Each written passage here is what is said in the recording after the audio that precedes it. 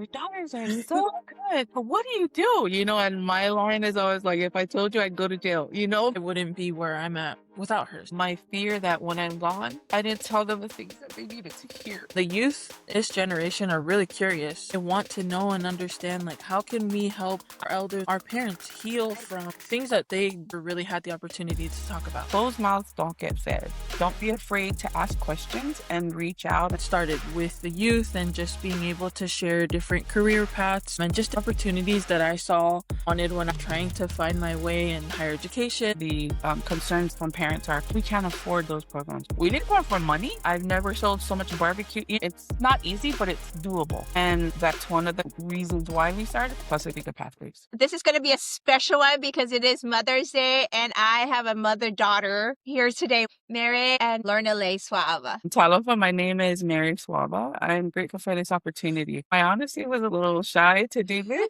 but I am from the villages of Nu'uli and Leone, and I'm married to Pepa Sua'ava from Aua. Lorna-Lei is my oldest daughter. Thank you for inviting us. We're super excited about this. My name's Lorna-Lei Sua'ava. I'm happy to have my mom here. I've been doing a lot of great work within community, but also this has just been our tag team, my built-in best friend. It's just an honor to be here. Thank you for inviting us. Thank you for coming on. I love this. And so we talk about Pasifika Pathway and what the organization is, who it's for, and what is the mission behind it. Pasifika Pathways is an organization we started back in end of 2024. And backstory of it rooted from a conversation that we and I had because in the community here in Alaska, there's a lot of inquiries about, hey, how did you get both of your daughters to college with scholarships and things like that? And every time I have to tell that story, I was telling Lorna, we should create something that would provide this resource to help families and parents, especially that come from the island, understand the process to navigate their kids towards college or towards an adulting success. What a perfect way to start it because my daughter's been through the process. She's finished college and perfect business partner. So our first project that we started was we did a youth conference where we invited families and parents, and then we had multiple business ventures representatives, military representatives, just so children can understand that college is not the only option. And we also had a representative from one of the homeschool programs here in Anchorage. That was one of our first projects. And then we started the academic scholarship. Our academic scholarships are presented at the Baccalaureate Church Service. They recently started it with Entertainment here in Alaska.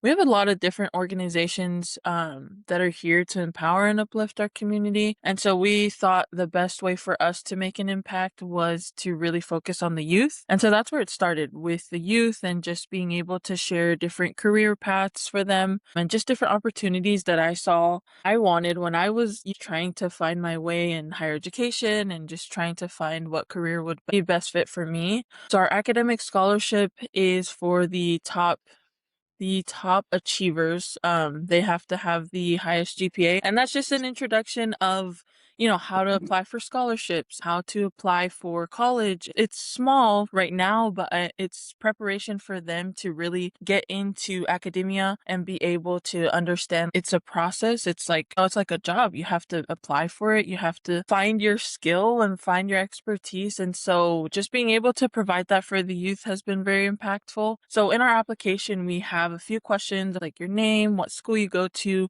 and what your plans are. If you're planning to pursue college, join the military, whatever that looks like, we just want to know how you're incorporating culture and what that looks like to you.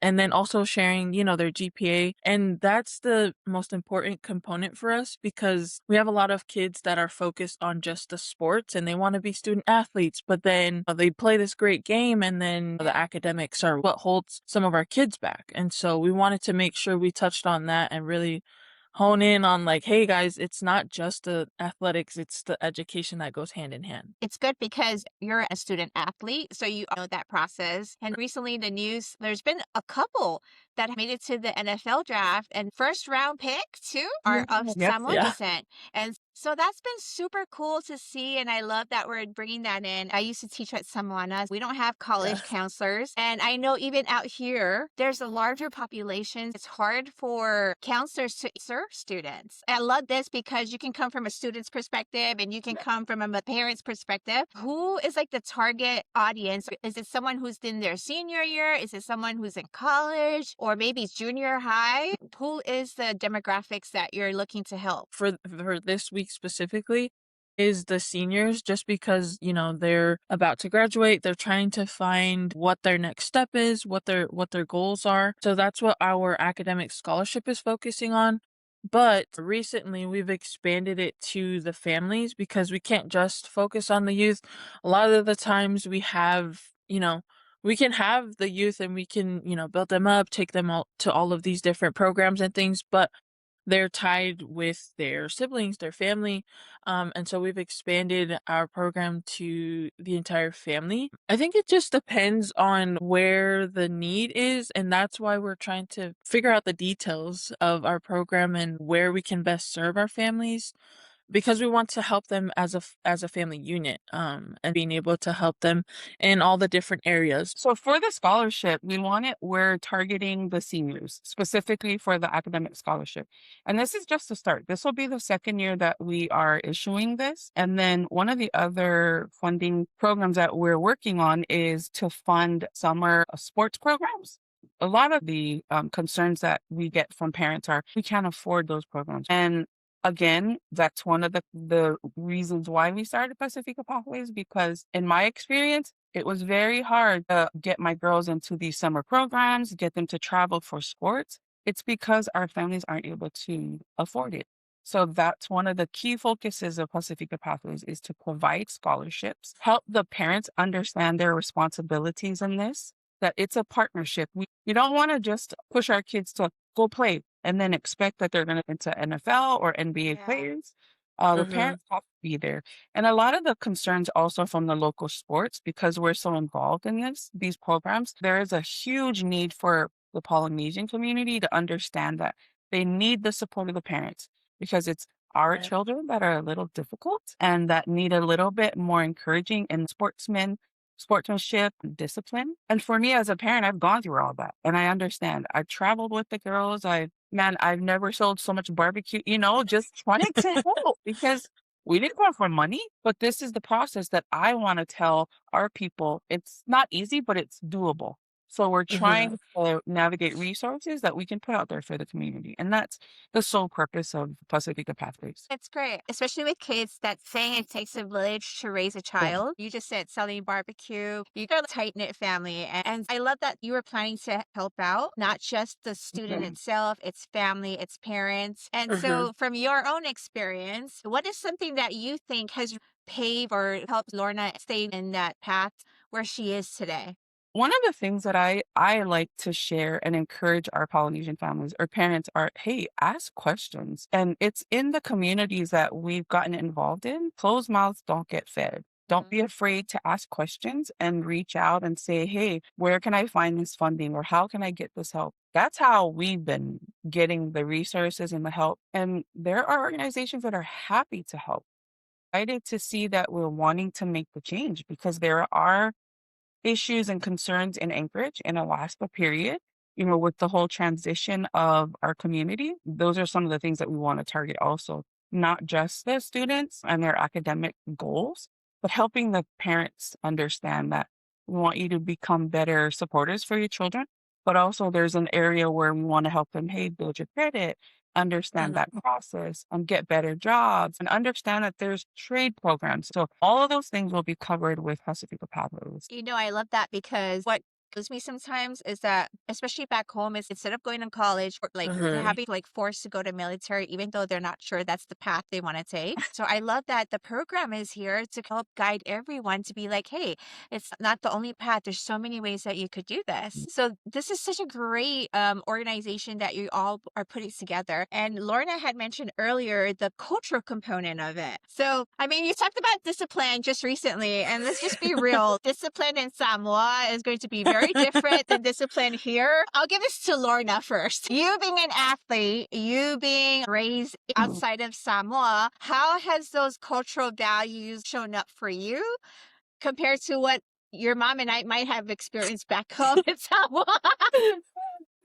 For me, I felt like it was really important to understand where I come from, what our culture is, and what that means to me. I feel like it was my responsibility because I didn't grow up on island to really know and understand, like communicate with mom and dad, where our family's from, who are we related to, and just hearing different stories of like my grandparents, and they worked so hard. It's hard labor. And so for me, I had to apply that in like schooling, in my athletics, and I was like, okay, if I can't do that back home, I can do that out here, and just trying to find the determination and make them proud. And so really just being able to find that discipline that really helped with my schooling. As a student athlete, as a teammate, you want to show up for your players, you want to show up for your coaches and the work that you're putting in. Coaches really appreciate the respect, the love that we share, and the discipline, because I feel like it's easier for them to say like, hey, if I reach out to your parents, that's something that helps.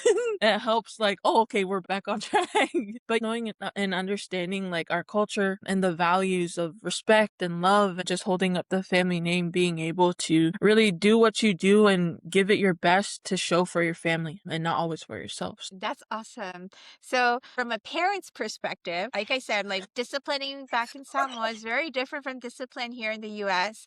How did you learn to adapt? Maybe you did grow up in a different way, but how has parenting been different? So I grew up the typical Samoan disciplinary system, and I appreciate it because having moved and then raising my own children here in the US made me see the vast difference in their perspective of this life. They also learn to appreciate because when they're out in public in the school system or in the community, when they're at practice, and I'm heavily involved in like the being team moms and helping with the teams. And very often do I get approached like, oh my gosh, your daughters are so good. What do you do? And my line is always like, if I told you, I'd go to jail, but but they appreciate it. And I always tell them, I'm very stern with my kids. There's absolutely no negotiating. Now is the time that we have to teach them that, no, this is the way to go because they're still young. They're learning to make their choices, yes, but I don't give them that opportunity because I want them to learn. And especially now that the girls have gone through this process, have seen their success, and they're like, oh, you're right. And we get this all the time. And I'm happy to always share with parents, like even the Palanis, I always tell them, I sass up my children. I spank them, but I make sure that I talk to them that there's a reason and a purpose for everything. There's two of them. The other one, very difficult, but hey, we made it to college, we will stop it. And I always tell people it matters how we rear our children, what we're talking to them. And that's why, as a parent, I'm eager to tell our parents in our community, like, why?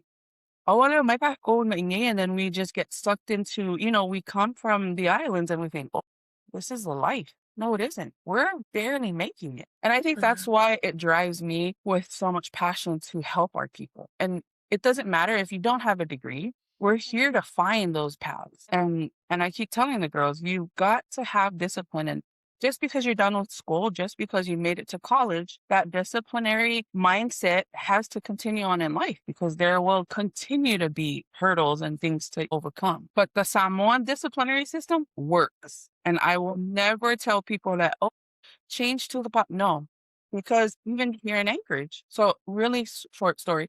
I'm in the humanities board here in Alaska, and in the cohort that I'm in, one of the gentlemen that's in our cohort, he's the board member. I was telling him, hey, Paul, let me know what you need. And he's like, Mary, I need you to help me in the school system because our Polynesian students that really need the help. There's no support. There's a lot of help that is needed. And I feel like that's my duty. Being in these spaces, being in the community and with Pasifika Pathways, that's what we're all about. We want to tell our people that we're in America now, let's do better, and then change our perception, change our views and understand that this is why we're stereotyped. We want to be stereotyped for a different group of people. And I can go on, but that's why it drives me to do this work You don't have to be a doctor or, you know what I mean? Persistence, passion, and experience is what drives the work that we do. And I have loved what we have done so far. Love it. That's when I went to college, I used to come back and then sometimes, we call osobuku. And like, no, this is the way you're supposed to do it, or things like that. And I think living out here sometimes, but there's that saying in Samoan, "Leisia mase potso pe leise fa." There's no use to having all that knowledge if you don't know how to use it wisely. Yeah. That comes not Mhm. just from books, but you also have to learn how you're going to use that wisely. So I love that you brought that together. I'm curious because Lorna, you actually were in a science field, Mhm. biochemistry, and now it's more social science. So Mhm. how has that drove you to evolve over time? Yeah, I get that question a lot. They're like, "Well, you were a student athlete and you were this." For one, I have always been driven to so many different things, and any opportunity that I get, I try to learn and understand. Like, oh my gosh, I need to, need to gain experience here. I need to, gain some skills and knowledge. And my mom has taught me to be well-rounded in all these different areas. I originally started my bachelor's to get into nursing, but the university that I got my basketball scholarship didn't have a nursing program. And so all the pre-med students had to go biochemistry track. And so we went through biochemistry, but I was also interested in psychology. So I did both. I did biochem and psych. I had a few like internships, and I think just being in the labs, learning all of the different research opportunity opened my eyes to bigger scale of like what I can be. I found out about these research programs with graduate schools like BYU, University of Utah, and I was like, "Oh, I actually really like the research aspect." So then I went into neuroscience and got my master's, and I appreciated the perspective that I would bring with culture because there's not too many of us in neuroscience or, as a neuropsychologist. And then recently I started my PhD program at Capella, trying to connect all the pieces. I still feel like it's within the STEM field with a different lens because now I am working as a mental health clinician, just trying to help individuals really understand what goes on up here and how, different trauma they have faced, different experiences have affected the way that they live now. And in a way, I think that applies back to our community, our culture, because not often talked about, and being able to address those difficult questions. We need to have these conversations, and the youth in this generation are really curious and they want to know and understand like how can we help our elders or our parents heal from generational trauma or things that they never really had the opportunity to talk about. It's nice to see how you came from one end to the other. And so for Mere, it seems like she was very passionate about what she was doing. How did you help foster that for her? I think the only reason why I'm asking that is because sometimes there's people in Samoa that are just kind of like, I want you to go into this field. I want you to do Right. this. I want you to do that. Yeah. I mean, it's a great thing too because it Love helps it. push them. And so I'm curious, how did you help foster her curiosity, what she wanted to do? So growing up, I always used to hear my mom say, "Yeah, don't just rely on one thing. Be open-minded about so many different things." And I think my girls are sick of that line because I would always say, "Are you just going to sit there?" And, I've always taught them the importance of diversity in everything. Like learn to do these things, learn your homemaking skills. Having worked in oil and gas for a very long time, when they were in middle school, I would always try to put them in these free engineering programs and, trainings as kids because I wanted them to go. That was the field I wanted them to go in. And Lorna at an early age was like, Mom, I hate math.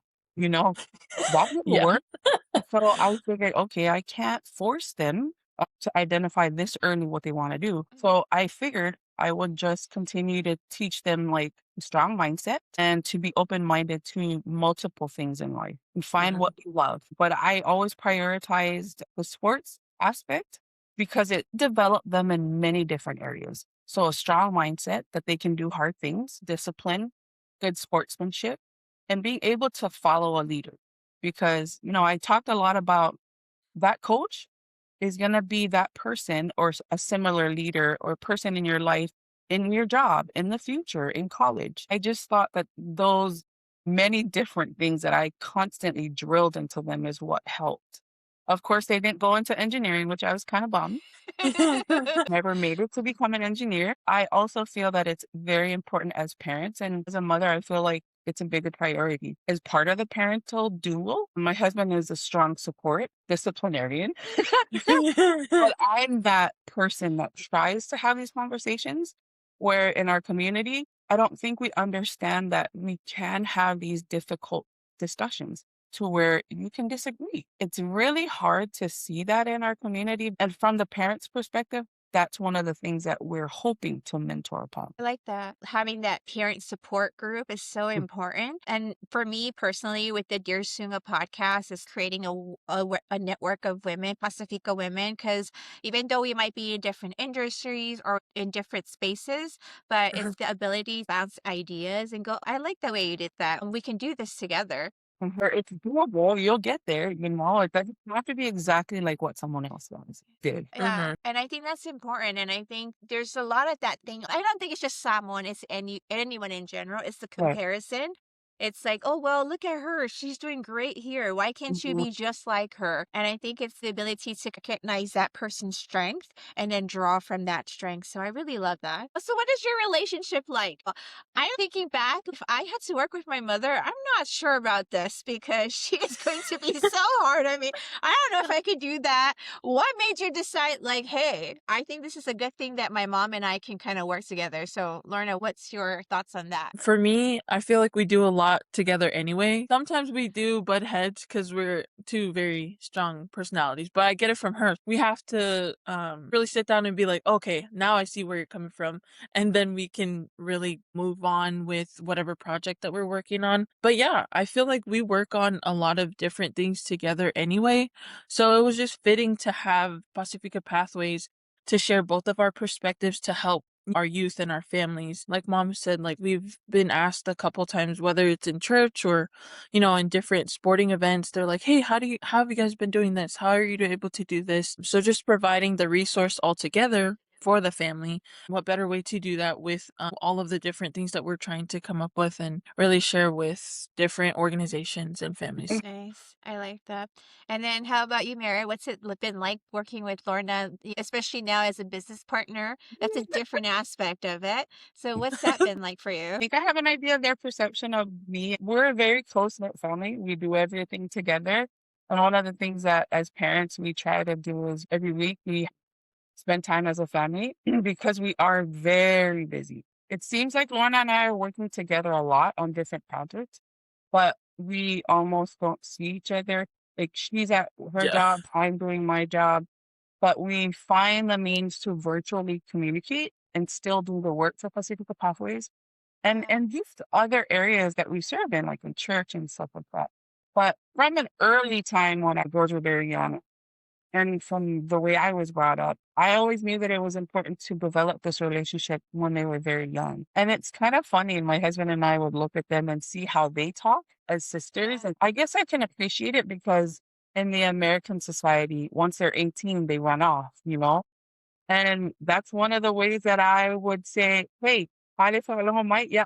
But this is the way that we teach them that as an adult, you got to learn to be independent.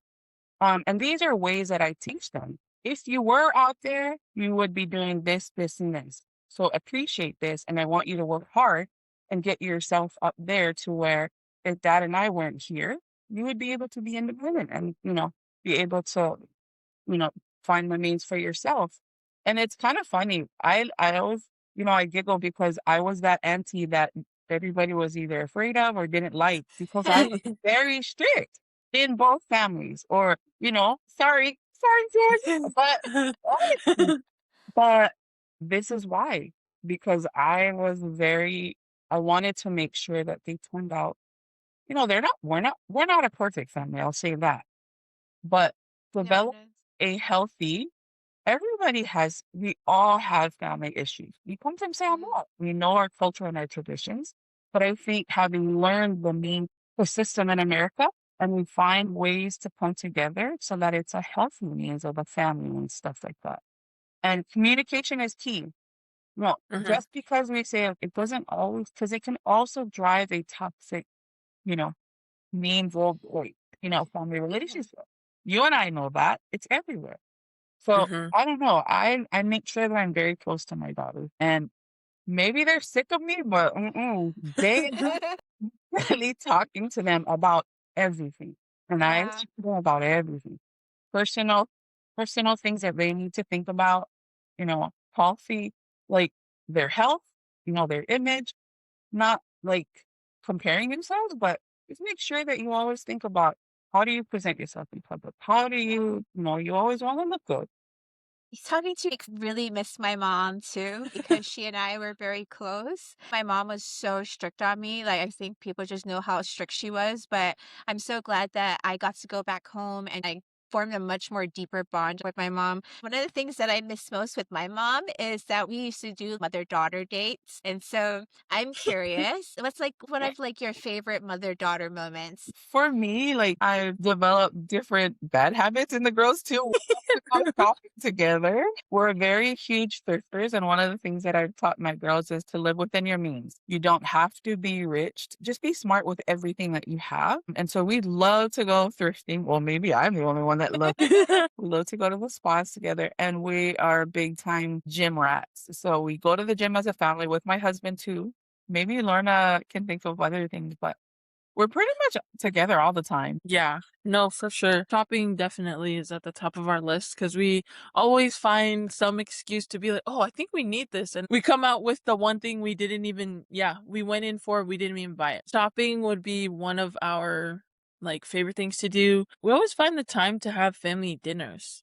Whether it's eating out or making a meal together, we always find time to really sit down and be like, hey, like, we need to have a meal together. It's been a long week, haven't seen each other. That's one thing I appreciate. And yeah, also being able to go to the gym because to me it's normal or do something physically active.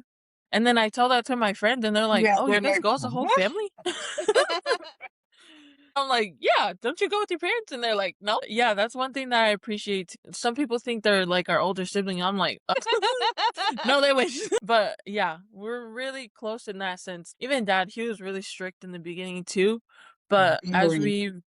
as we're growing older, he's realizing he's like, "Oh, you guys are getting way too old." Like he acts like he's the kid now. So he really jokes a lot with us and we can talk as a family and still understand that they're our parents because sometimes me and my sister, we go a little too far with our jokes and then we're like, tone it down, tone it down. So yeah, I appreciate that. Yeah, I love that you're very tight knit. I don't know how to put this into words yet, but it's basically what I'm trying to relay is that not all Samoan families are going to be like yours, especially those that are growing up in diaspora. And Right. so I'm curious because it's like, well, my family doesn't look exactly like Lorna's family. So how am I supposed to relate to her? Because that's not us. That's one of the things that I would like to emulate with Pasifika Pathways because in our culture also, family doesn't always mean your immediate brother and sister. And I think True. that's a good way to teach that you don't have to have a family that looks like mine. Sometimes they don't have to be blood related to be family. We enrich these relationships that are not always family relationships. And those Hmm. will become families. And to me, it's really how you build relationships and make them healthy. I've learned that it's not always going to be the healthiest, but we learn to apply our cultural traditions because we're a group of people that when we love hard. That's just how it is. It doesn't have to be Yeah. your immediate. If this is a circle that you feel the love in and you guys develop that relationship, hey, by all means, put God first and keep Hmm. it the way that it should be healthy. And another thing too, I know I'm already really close with my mom, and so some of my friends have asked like, "Oh, how are you guys so close? And do you talk about everything?" And just sharing that with them and my experience or the relationship that we have really helps them like start the conversation with their parents to be like, "Oh, okay, I can get close to them," and really opening up that, maybe they haven't really sat down with their parents and said, "Oh, this is what I'm going through," or, maybe I need some support in these areas, giving them that time to understand, okay, your parents might not be here for a long time. So, like, this is the time to build that relationship if you don't have it already. I love that. You said put God first. And I think even you, Lorna, in the past interview, when I was trying to do some research, you Yeah. had put in one of the things that you said was from So I see where you get it from. Yeah. But I'm curious, like Mary, like the way you are with your girls, is that how you grew up as well? It is. My siblings and I were very fortunate to have a mom that was from humble beginnings, but she was involved in our lives very closely. She would reflect back the conversations we had and all the opinions that we had. And I make sure that I have these conversations with my girls. Yeah. And given I'm a little more educated than she was, I feel very fortunate. And I always tell my girls that you are very fortunate to be here in America. So it's expected of you to work a little bit harder because you have the resources and life is just easier for them. And I always tell them there is no excuse for you to say "It's so hard." And even for hours. And I said, Samoa and Salule Malai more about every day and those kinds of hours. And they complain about loading the dishwasher. I have those comparison conversations with them like, this is not hard. And I said, Yeah. and if you are lazy in that aspect, then you better develop a trade or go to school so that you can just be directing, do things that Mhm. you want to do, make that money and be at the top. Or if you just want to sit at home, I'm sorry, but that's just how it's going to be. I talk about everything. My girls have a lot of friends that they know us and they know that I'm that mom. These conversations with my daughters about growing up being a girl, how to carry themselves, because there's different ways and perspectives that you need to be mindful of as a Samoan. I love that conversation. So I don't know if this might be too much, but I honestly Yeah, feel good that's girl. very important because things like health, when you Mhm. start your menstrual cycle, when you do Mhm, all these things, but a lot of people don't have that type of conversation with their parents. mhm, I didn't realize this before, but when I talked to one of my friends about something that I talked with my mom about, and it goes like, "Oh, I've never had that conversation with my mom." But I also understand how it could be very taboo. So Mhm. how did you have that difficult conversations with your girls? My perception on that, I don't think that between mother and daughter, there shouldn't be perceive anything as difficult or taboo because this is the relationship that should be most important because you don't want your child to go out into the world and then be lost or feel like, man, why didn't my mom talk to me about this? Mhm. And I think that's also one of the things that we'd like to mentor from Pasifika Pathways to really let the moms know, like, no, you have every type of conversation with your child. You want to Mhm. be that first teacher. So they talk about that a lot in schools, but with all the problems in society, like girls are being raped, they're just being crazy out there in the world. The first thing I think of is, does she have a mom? What kind of relationship do they have?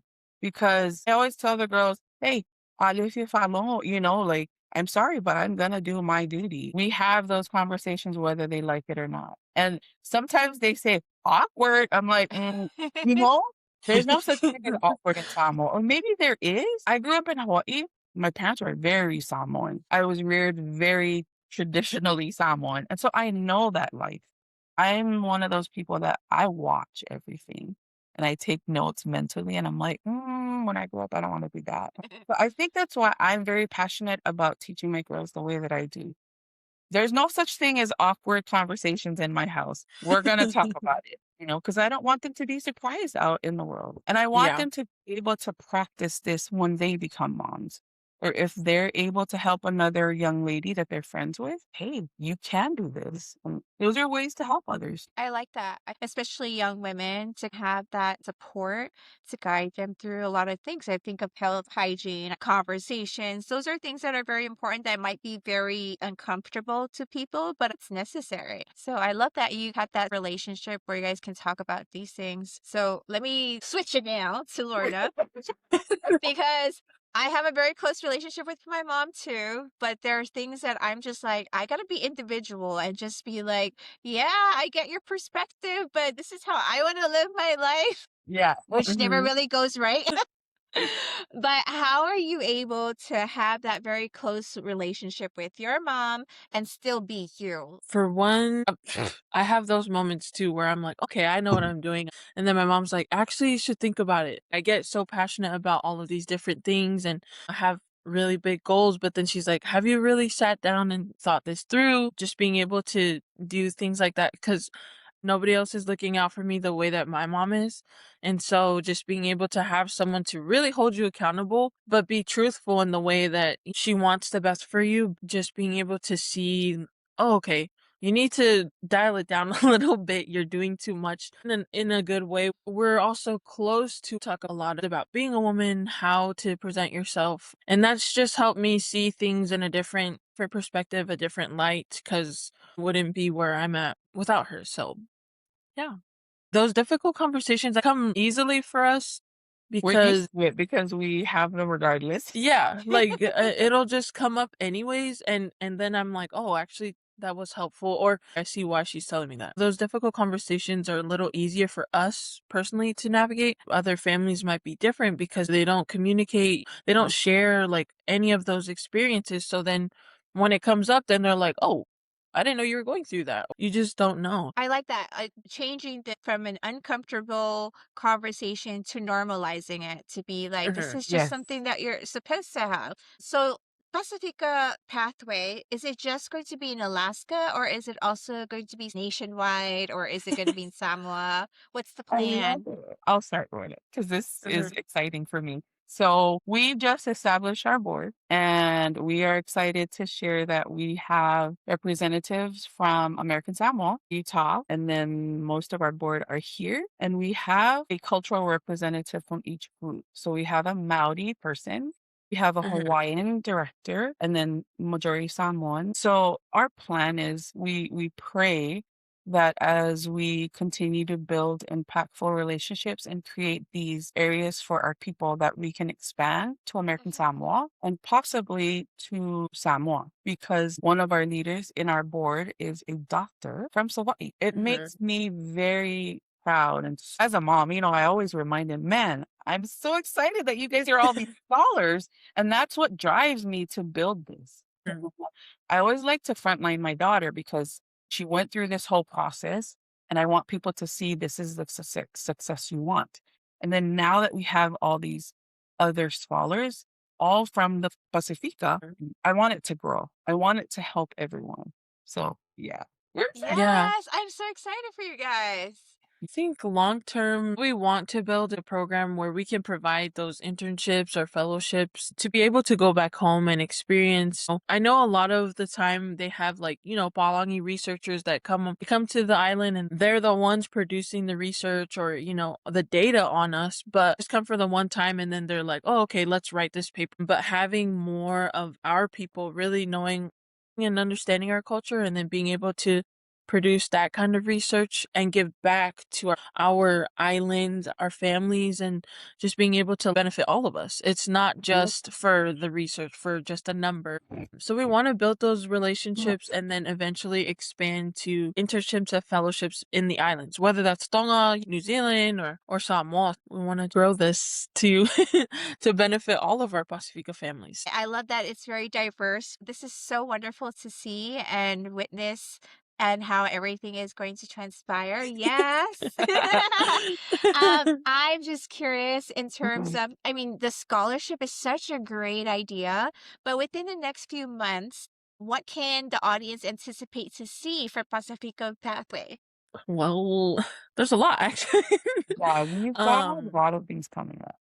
Go ahead, Yeah, Ned. we've got a lot of different events that we'll be collaborating with other organizations, just trying to get more involved within the school district. So there is the Pacifica Dance Festival that's happening May 22nd. And that'll be happening in Anchorage at West High School. In August, we'll also have an event for our Indigenous youth. So this includes our Alaska Native youth and all of our Pacifica youth, and just being able to bring both cultures together because we have a lot of similarities, but I still don't think we know and have taught each other the proper ways of, exchanging culture, exchanging the different things that we can share with them, because I know that they see that there's a lot of us. We're in Alaska and they're like, oh, the Polynesian community is growing, but we want them to know we're not here to like take over their culture or take over their land. So we want to be able to have that cultural exchange, and that'll be happening in I August. guess I love that. I think there's a lot that was discussed today in terms of creating support group and things like that. If Mm. someone was listening in and wanted to find a way to reach out, what would be the best way to connect? Yeah, I think the best way to reach out to us is on Facebook or Instagram at Pasifika Pathways, or they can feel free to email us as well if they'd like to make a proposal or just being able to collaborate on any events and things like that. Love that. So I know that you're starting off in Alaska. From a parent's perspective, from the person that is going to create a career for themselves, a name for themselves, what's a tip that has helped you through your journey to stay organized, stay on top of everything? I think that one of the things that I've always tried to implement in my life and teach my girls by example, and just the way that we kind of run our family is just organization. And organization doesn't just mean like in a planner or in your phone, but with everything in your life. And I always tell the girls, like, if you can organize within your home and keep that space well planted and healthy, and everything else will follow. In our family, we've always had the scripture that we recite during our prayers is DNC section 88 verses 119 and 120. We use that as a basis in our lives because from a spiritual perspective, it's important to be mindful of those things in every area of our life. And I don't hope that they understand that that's what I mean when I always say "Yola mga famafa," because you don't just focus on school and think, oh, I'm smart now. Because as a woman, there are responsibilities as a mom. There's a responsibility as a wife. There's responsibility in your community, in church. That's what I mean. That was my understanding of what my mom used to always say. So I hope, and I think they got it because they're pretty all over the place with the things that they're capable of. But to me, that's the organization that I try to do. And we try to stay on top of it. And when people ask, they're like, how do you guys do everything you do? And I'm like, I don't know. We just try to plan. I'm a very big planner. Like I write everything down, I organize everything electronically on calendars, planner. It it helps. And I've seen that my girls have picked up on it. I just hope and pray that they continue to develop these daily schedules that keep them healthy, that keep them mentally capable. But that's Mhm. what worked for us. And I hope to be able to emulate that for others so that they can find success in the things that they do. I love that. That's actually a great habit. You have to figure it out so that you have enough time and space. And, like, if you're not Yeah. planning it, then you're just kind of like scrambling to figure out what's next. I think I got Lorna to do that bad habit because we are planner freaks. Like we have 3 planners for 1 semester or 3 planners for a season. I'm like, "Uh-oh, I think I got you into a bad habit." I love that. That's a great habit. Yeah. It's an obsession, like, we write everything down, we My planner is not aesthetically pretty as everyone else, but I do like writing it out. It's so important to me. yeah. Do you want to add on, Lorna, or was that also this advice that you wanted to give? Yeah, I would say it's just the same because everything I've learned is from her. As a woman, just being well-rounded, the organization piece does play a big part, but also being able to adjust and adapt because we can't tell you how many times we have planned things and it doesn't go the way that we want it to, or, it just doesn't happen. So just being able to adapt and adjust in any circumstance, just being prepared for that. So being the planner that we are, planners wanting to stay organized and planning everything out, it helps when you have to make those adjustments because then you're like, oh, okay, we have this ready. We'll just, adjust and move forward. I do appreciate you both. This is a special podcast to have both mother daughter with Mother's Day this week. Mhm. Is there anything that you would like? Maybe I mean it's kind of weird that your mom's on, but maybe it's a great thing. But is there something you'd like to share with all the mothers out there as well? For one, I'm just grateful for the relationship that I have with my mom. And like I've mentioned a couple times, I wouldn't be where I am today. And, all of the teachings that she's instilled in me and my sister. I'm grateful to have a mom who's still around and, able to really have these daily interactions with her. At this age, traditionally in the Western world, like you don't necessarily see your mom as often, or, you have your own family to take care of. And so I really do appreciate that. but also to all the mothers. We're so grateful for all of your hard work, the dedication, and all of the things that you may be going through that we don't necessarily understand as kids. We're grateful for all of the sacrifices and just being able to really bring us up to be the people that we are today. That's beautiful. Mary, anything from your end? Just want to thank God. Like every day, I am always grateful. I try to practice that daily. A lot of times we focus on the negative things in our lives or what's out there in the world. But I like to always jot down the little things that I'm grateful for. And it's always my family and the things that we've been able to accomplish, even if they're the smallest things in our relationships and that we are able to continue to build them. I can't tell you how grateful I am that Heavenly Father has blessed me with two girls. I share the importance of motherhood and our duty to really hone in on the lives of our children. One of the very important things that drives me as a mom is my fear that when I'm gone, I didn't tell them the things that they needed to hear. And these are things that I can talk over and over about to any parent, whether you are Samoan or Polynesian or my friends that I work with. And they always ask, like, how do you do it? Oh no, I'm very typical Samoan. I just do things a little different because I've seen both sides. And so I want the girls not to go through the struggles that I've gone through, but I want them to find the path sooner than I did. It'd be nice. Thank you so Yeah. much for sharing. I'm trying not to cry. I'm trying to hold it all Sorry, together. I didn't. No, no, it's beautiful. My mom, she used to always say what you said earlier. Okay, okay, ako ay kahingi, but you're gonna miss this voice when I'm gone. And that's exactly what I'm feeling. I do truly miss her every day. I see you and I see your love for your girls, and happy Mother's Day. Again, I do appreciate you both coming in to just have a very frank conversation. I do see how very close you both are, and I super love that. So thank you again. If you enjoyed this conversation and you know someone who would enjoy this episode, I hope you'll share it with them. If something resonated with you, I hope you can leave a comment. Always open to constructive feedback and ways that I can continue to grow Dear Suga. I look forward to welcoming you in the next episode. So stay grounded, stay growing, stay connected with all my elephant mana. Soy fua ma ia manuia.